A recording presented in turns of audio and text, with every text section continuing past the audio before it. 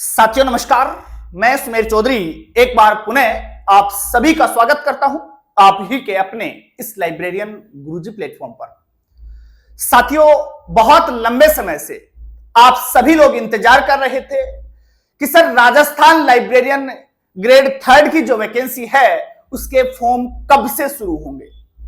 जी हां, आज आपका ये इंतजार समाप्त हुआ। आज अर्थात 5 मार्च से इसके फॉर्म जो है स्टार्ट हो गए हैं। आज कंप्लीटली चर्चा करेंगे इस वैकेंसी को लेकर के कि कौन कौन इसके फॉर्म भर सकते हैं, कब से लेकर कब तक इसके फॉर्म भरे जाएंगे, क्या बाहरी राज्य वाले जो विद्यार्थी हैं वो भी इसका फॉर्म अप्लाई कर सकते हैं तो किस कैटेगरी में उन्हें शामिल किया जाएगा, क्या जो 5% वाला रूल है वो यहां पर भी लागू है, इसकी एग्जाम कब होनी है, एग्जाम का पैटर्न क्या रहने वाला है, आयु वगैरह क्या है। तो इन सब चीजों के ऊपर आज के इस वीडियो में हम कंप्लीटली चर्चा करने वाले हैं। तो चलिएगा साथियों, शुरू करते हैं आज के इस महत्वपूर्ण वीडियो को।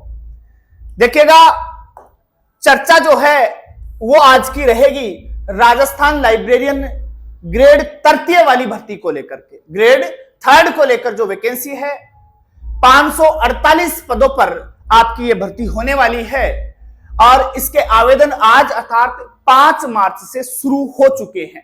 आप फॉर्म अप्लाई कर सकते हैं। किन किन बातों का हमें ध्यान में रखना है, छोटी छोटी बातें हैं, लेकिन कहीं ना कहीं अगर उनका हम ध्यान नहीं रखते हैं तो वो समस्या उत्पन्न करती हैं लास्ट टाइम में। तो इन छोटी छोटी बातों का भी ध्यान रखना है। अब इसमें जो बात करेंगे कि जो 548 पद हैं उनमें से टीएसपी के लिए कितने हैं और नॉन टीएसपी के लिए कितने हैं। तो साथियों, इसमें टीएसपी के लिए कुल 65 अर्थात 65 पद दिए गए हैं और नॉन टीएसपी वालों के लिए 483 पोस्ट है। 483 पोस्ट नॉन टीएसपी के लिए है। 2 भागों में बांट दिया है। 65 आपकी टीएसपी के लिए है और 483 नॉन टीएसपी के लिए है। अगर हम बात करें कि इसके आवेदन कब से लेकर कब तक भरे जाएंगे, तो आवेदन 5 मार्च आज से शुरू हो गए हैं और 3 अप्रैल तक किए जा सकेंगे। साथियों, मैं बार बार कहता हूं, अंतिम तिथि का इंतजार आप ना करें। आपको फॉर्म अप्लाई करना है, कोशिश करें कि अभी आप 1-2 दिन में ही सब लोग फॉर्म अप्लाई कर दें। लास्ट टाइम का इंतजार नहीं करें। आप फॉर्म जल्दी अप्लाई कर देंगे तो आपको लगेगा कि यार मुझे तैयारी भी शुरू कर देनी चाहिए। बाकी लोगों से आप लगभग 1 महीना आगे रहेंगे। परीक्षा जो इसकी है वो 27 जुलाई को निर्धारित की जा चुकी है। 27 जुलाई को इसका पेपर होना है और यह परीक्षा हर बार ऑफलाइन ही आयोजित होती है। इस बार भी ऑफलाइन ही होगी। ओमार सीट पर आपका यह पेपर लिया जाना है। देखिएगा, योग्यता वगैरह की बात करते हैं कि इसकी क्वालिफिकेशन क्या रहने वाली है। देखो, यहां पर थोड़ा सा संशय रहता है तो इस पॉइंट को आप थोड़ा सा गौर से देखिएगा। मिनिमम जो योग्यता है आपकी वो 12वीं पास है। आप कम से कम 12वीं पास तो रहने ही चाहिए और 12वीं पास है तो 12वीं पास विद्यार्थी केवल सीएलआईएस और डीएलआईएस ही कर सकता है। बीएलआईएस वो नहीं कर सकता। सीएलआईएस और डीएलआईएस करने के लिए मिनिमम योग्यता 12वीं पास होनी चाहिए। अगर आपको बीएलआईएस करनी है तो उसके लिए आपके पास ग्रेजुएशन की डिग्री होना आवश्यक है। तो साथियों, यहां पर जो मिनिमम योग्यता है वो 12वीं पास और 12वीं के बाद आपने अगर सीएलआईएस कर रखा है, लाइब्रेरी साइंस के अंदर सर्टिफिकेट कोर्स कर रखा है, तो आप इसका फॉर्म भर सकते हैं। सीएलआईएस नहीं, किसी ने डीएलआईएस कर लिया है तो क्या वो फॉर्म भर सकता है? बिल्कुल। सीएलआईएस ना है, उसके पास अगर डीएलआईएस है तो वो फॉर्म भर सकता है। और मान लीजिए कोई विद्यार्थी ग्रेजुएट है तो उसने सीएलआईएस और डीएलआईएस नहीं किया है, उसने सीधा बीएलआईएस कर लिया है। क्योंकि लाइब्रेरी साइंस की अगर बात करूं इन तीनों डिग्रियों में कि सबसे छोटी डिग्री कौन सी है, तो सबसे छोटी ये है। सीएलआईएस सबसे छोटी है, फिर उसके बाद डीएलआईएस है और फिर इनमें सबसे बड़ी है बीएलआईएस, जो ग्रेजुएशन के बाद ही की जाती है। बहुत से लोग ग्रेजुएशन के बाद बीएलआईएस कर लेते हैं, तो इन सब चीजों की तो उसे जरूरत होती ही नहीं है।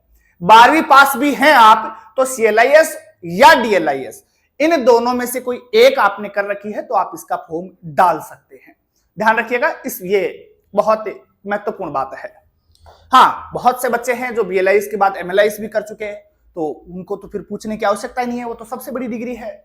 सबसे छोटी डिग्री आपकी CLIS है, तो ये आपके पास हो तो आप फॉर्म भर सकते हैं। 12वीं पास हैं तो आप फॉर्म भर सकते हैं, क्योंकि 12वीं के बाद ही ये और ये होंगे। CLIS और DLIS 12वीं के बाद ही होती है, तो जाहिर सी बात है DLIS है, इसका मतलब 12वीं पास आप ऑलरेडी हैं तो आप फॉर्म भर सकते हैं। चलिएगा थोड़ा सा आगे बढ़ते हैं। बात होती है आयु सीमा की, आपकी उम्र क्या होनी चाहिए, एज क्या होनी चाहिए इस फॉर्म को भरने के लिए। तो देखो, अगर आप 18 साल के हो गए हैं तो ये फॉर्म भर सकते हैं, और 18 साल से लेकर 40 साल के विद्यार्थी ये फॉर्म अप्लाई कर सकते हैं। लेकिन ध्यान रहे, 40 साल में भले ही एक ही दिन कम होना चाहिए, 40 पूरी नहीं होनी चाहिए। 40 से भले ही एक दिन कम है तो आप फॉर्म लगा सकते हैं। 18 से 40 जिसकी आयु है, इसके बीच में जो बच्चे हैं वो इसका फॉर्म भर सकते हैं। अब दिमाग में यह रहता है कि सर ये आयु की जो गणना है वो किस समय से करें, तो बोर्ड ने स्पष्ट लिख के दिया है कि 1 जनवरी 2026 से आप गणना करेंगे। निकाल लेना भाई, रीजनिंग थोड़ी बहुत पढ़ी है तो अपनी उम्र निकाल लेना कि आप कितनी साल के हैं। अगर 18 से 40 के बीच में आप हैं तो ये फॉर्म भर सकते हैं, और गणना 1 जनवरी 2026 से आप करेंगे। अब सुनो, अगर कोई जनरल का छात्र है, छूट की बात करते हैं कि एज रिलैक्सेशन क्या है आपका, कितना होगा। तो अगर कोई जनरल का छात्र है, लड़का है, तो उसे आयु सीमा में कोई छूट नहीं है। वो 18 से 40 के बीच ही होना चाहिए, उसे कोई छूट नहीं दी गई है लड़के को। हाँ, लड़कियों को छूट है। देखो, अगर जनरल का लड़का है तो उसे कोई छूट नहीं है। जनरल के अलावा पुरुष वर्ग की मैं बात करता हूं, भले ही वो SC का हो, ST का हो, OBC का हो, EWS का हो, इनमें से अगर कोई है तो उसे 5 साल की छूट मिलेगी। वो 45 वर्ष तक का अगर कोई है तो फॉर्म भर सकता है। राजस्थान का कोई भी पुरुष जो SC, ST, OBC, EWS से बिलोंग रखता है, उसकी आयु अगर 45 वर्ष तक है तो इसका फॉर्म वो भर सकता है। 5 साल की उसे छूट मिलेगी, लेकिन वो राजस्थान का होना चाहिए। राजस्थान के अलावा बाहर का, भले ही वो SC, ST, OBC, EWS किसी भी कैटेगरी से क्यों ना हो, उसे 5 साल की छूट नहीं मिलेगी। वो फॉर्म तो भर सकता है, लेकिन उसकी उम्र 18 से 40 के बीच ही होनी चाहिए। वो राजस्थान के जनरल छात्र के अनुसार काउंट होगा, भले ही वो किसी भी कैटेगरी का हो। 18 से 40 के बीच होना चाहिए, बाहर का अगर विद्यार्थी है तो। राजस्थान का जनरल का लड़का 40 साल तक फॉर्म भर सकता है। जनरल के अलावा ये SC, ST, OBC, EWS वाले 45 साल तक फॉर्म भर सकते हैं। अब बात करते हैं जनरल महिला की। सबसे पहले, अगर महिला जनरल की है और वो राजस्थान की है, ध्यान रखना, तो उसे भी 5 साल की छूट मिलेगी। वो 45 साल तक फॉर्म भर सकती है। हां, कोई महिला अगर राजस्थान के बाहर की है, वो किसी भी कैटेगरी की है, वो जनरल में ही काउंट होगी।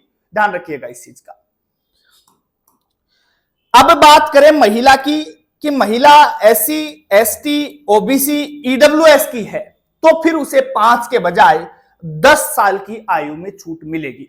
वो 50 साल तक की है तो फॉर्म भर सकती है। राजस्थान की कोई भी महिला जो SC, ST, OBC, EWS की है, वो 18 से लेकर 50 साल तक की अगर उम्र में है तो फॉर्म अप्लाई कर सकती है। केवल जनरल के लड़कों को छूट नहीं है, बाकी लड़कियों को भी है। लड़की जनरल की 5 साल की छूट है, जनरल के अलावा कोई और है तो उसे 10 साल की छूट है। लड़कों को कोई छूट नहीं है, वो 40 तक ही फॉर्म भर पाएंगे। अब बात करें अपने सैनिक भाइयों की, तो भूतपूर्व सैनिक जो है उन्हें भी छूट मिली है, और वो 18 से लेकर 50 साल तक की उम्र के बीच में अगर हैं तो इसका फॉर्म डाल सकते हैं। बात करें अगर कोई महिला विधवा है या तलाकशुदा है, डाइवोर्स वाली है, तो उसे भी बहुत छूट दी गई है। अर्थात रिटायरमेंट की उम्र होती है 60 साल। उस 60 साल की उम्र तक वो फॉर्म डाल सकती है। रिटायरमेंट से एक दिन कम होनी चाहिए भले ही, लेकिन कम होना चाहिए। तो 60 साल तक वो फॉर्म भर सकती है। रिटायरमेंट की अवधि तक उसे छूट दी गई है, मतलब कोई लिमिट ही नहीं है उसकी। तो बात करें एनसीसी कैडेट्स की, तो जितना समय उन्होंने एनसीसी में बिताया है, जितना समय एनसीसी में बिताया है, वो समय उसकी वास्तविक आयु में से घटाने की अनुमति होगी। जितने साल, जैसे उन्होंने 2 साल बिताई है तो 2 साल रियल एज में से कम करके काउंट की जाएंगे। 3 साल बिताई है तो 3 साल कम करके काउंट करी जाएंगे। तो ये एनसीसी वाले विद्यार्थियों के लिए हो गया। अब हम थोड़ा सा और आगे बढ़ते हैं, और बहुत महत्वपूर्ण बात है आपके लिए कि आवेदक जो है ना, अपनी स्वयं की एसएसओ आईडी से ही आवेदन भरें। अगर वो लोग किसी दूसरी एसएसओ आईडी से फॉर्म भरते हैं तो वो आपका आवेदन मान्य नहीं होगा, वो आवेदन नहीं माना जाएगा, आपका रिजेक्ट हो जाएगा, ध्यान रखिएगा। आवेदन ऑनलाइन ही मान्य होगा। बहुत से विद्यार्थी दिमाग लगाते हैं कि मैं ऑफलाइन भर के जमा करवाए आता हूं, तो वो मान्य नहीं होगा। केवल और केवल ऑनलाइन ही मान्य होगा, ऑफलाइन मान्य नहीं होगा। ध्यान रहे, बहुत महत्वपूर्ण बात है, छोटी सी गलती भारी ना पड़ जाए। बात करें आवेदन शुल्क की कि पैसे कितने लग रहे हैं, तो 2 चीजें दिमाग में रख लेना, 600 और 400। देखो कैसे, सामान्य वर्ग व क्रिमिनल श्रेणी के अन्य पिछड़ा वर्ग, अति पिछड़ा वर्ग हेतु 600 रुपए है, और राजस्थान के नॉन क्रिमिनल श्रेणी के अन्य पिछड़ा वर्ग, अति पिछड़ा वर्ग, एससी, एसटी, ईडब्ल्यूएस, इन सब के लिए 400 रुपए है। अगर कोई दिव्यांग है तो उसके लिए फीस जो है वो 400 रुपए है। मुझे नहीं लगता कि ये कोई आपके लिए ज्यादा मायने रखती होगी। 400 और 600 कोई खास बात नहीं है। चलिएगा, बात करें उत्कृष्ट खिलाड़ियों हेतु आरक्षण की, क्या उनके लिए भी रिजर्वेशन है? हाँ बिल्कुल, उनके लिए भी 2% रिजर्वेशन है। 2% रिजर्वेशन उन्हें मिलेगा कुल पदों में से। जितनी पोस्ट आई है उनमें से 2% उनके लिए है, लेकिन वो हॉरिजेंटल है, इस चीज का भी ध्यान रखें। हॉरिजेंटल का मतलब क्या हुआ कि आवेदक जिस वर्ग का होगा, एससी एसटी जिस वर्ग का भी होगा, उसी वर्ग में उसे समायोजित किया जाएगा। हर किसी में नहीं शामिल किया जाएगा, उसे जो वर्ग है उसी में उसे शामिल किया जाएगा। यह हॉरिजेंटल आरक्षण है। देखिएगा, बहुत से बच्चों की यह क्वेरी रहती है कि सर क्या बाहरी राज्य वाले जो विद्यार्थी हैं वो भी इसका फॉर्म भर सकते हैं? जी हां, बाहरी राज्यों वाले हैं वो भी इसका फॉर्म डाल सकते हैं। अब सुनो, बहुत से बच्चों के दिमाग में यह है, क्योंकि कई राज्यों के अंदर बाहरी राज्यों के लिए 5% कोटा निर्धारित होता है, केवल 5% लोग ही लिए जाते हैं कुल पदों के। लेकिन राजस्थान में यह भी नहीं है। राजस्थान में तो जितने भी विद्यार्थी सेलेक्ट होके आएंगे, अगर वो जनरल फाइट कर रहे हैं तो बिल्कुल जॉब करेंगे। 5% निर्धारित नहीं है, तो बाहरी राज्यों के लिए बहुत बड़ी अपॉर्चुनिटी है।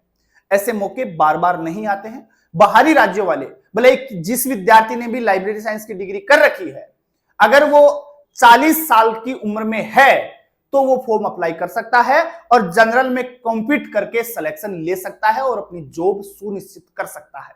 तो मौका है, चूकना नहीं है, और राजस्थान में मेरिट भी ज्यादा जाती नहीं है, तो इस चीज का भी आप विशेष ध्यान रखें। चलिएगा, सवाल कैसे पूछे जाते हैं, पेपर कितने होते हैं, इनकी बात कर लेते हैं। साथियों, 2 पेपर होंगे इसमें, और दोनों पेपर एक ही दिन होंगे। एक सुबह मॉर्निंग शिफ्ट में आयोजित हो जाएगा और एक पेपर जो है इवनिंग शिफ्ट में। दोनों पेपर एक ही दिन आयोजित किए जाते हैं। पहला जो पेपर है उसमें 100 क्वेश्चन पूछे जाएंगे, दूसरे पेपर में भी 100 क्वेश्चन, मतलब दोनों पेपर में 100 क्वेश्चन पूछे जाएंगे। पहले पेपर में 100 क्वेश्चन 200 नंबर के होंगे और दूसरे पेपर में भी 100 क्वेश्चन 200 नंबर के ही होंगे। दोनों पेपर को अगर मिलाकर बात करूं तो 200 प्लस 200 400 नंबर का ये पेपर होगा, जिन दोनों में कितने क्वेश्चन होंगे? 200 होंगे। 200 क्वेश्चन दोनों पेपर में, 400 नंबर के। दूसरी बात, पहला जो पेपर है जिसमें 100 क्वेश्चन 200 नंबर के होंगे, उसमें विषय क्या होगा, क्या पूछा जाएगा? तो उसमें आपको जीके पूछा जाएगा, राजस्थान का भी पूछा जाएगा, इंडिया का भी पूछा जाएगा और वर्ल्ड का भी पूछा जाएगा। तीनों तो जीके शामिल होंगे, और उसमें साइकोलॉजी के क्वेश्चन भी शामिल होंगे। तो पहले पेपर में जीके और साइकोलॉजी के 100 क्वेश्चन 200 नंबर के होने वाले हैं। देखो बहुत से बच्चों को मैथ्स का डर लगता है, इंग्लिश का डर लगता है, तो वो नहीं है, कंप्यूटर भी नहीं है, केवल जीके और साइकोलॉजी है। तो वो तैयार करें तो आप 200 नंबर बहुत आसानी के साथ प्राप्त कर सकते हैं। बहुत सरल है भाई।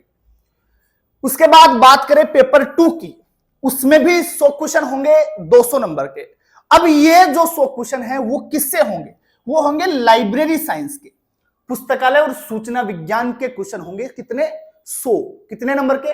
200 नंबर के।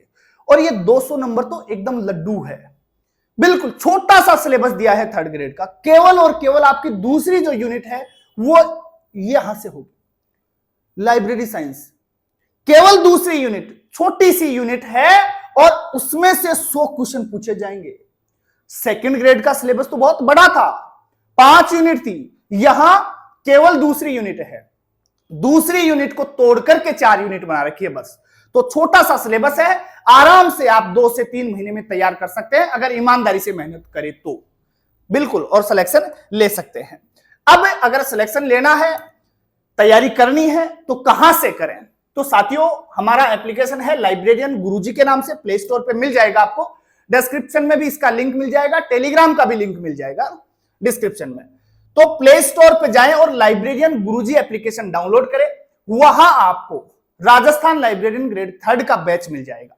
उस बैच में हम आपको कंप्लीट क्लासें देंगे, क्लास के साथ साथ सभी की पीडीएफ देंगे जो प्रिंट आउट ऑप्शन के साथ रहेगी। अगर लिखने में समय व्यर्थ होता है तो आप सीधा प्रिंट आउट लेकर अपने नोट्स बना सकते हैं। हर क्लास के साथ नोट्स हमने अवेलेबल करवाए हैं। दूसरी चीज, आपको टेस्ट सीरीज मिलेगी प्रॉपर सिलेबस के अकॉर्डिंग। और इसके अलावा क्या मिलेगा?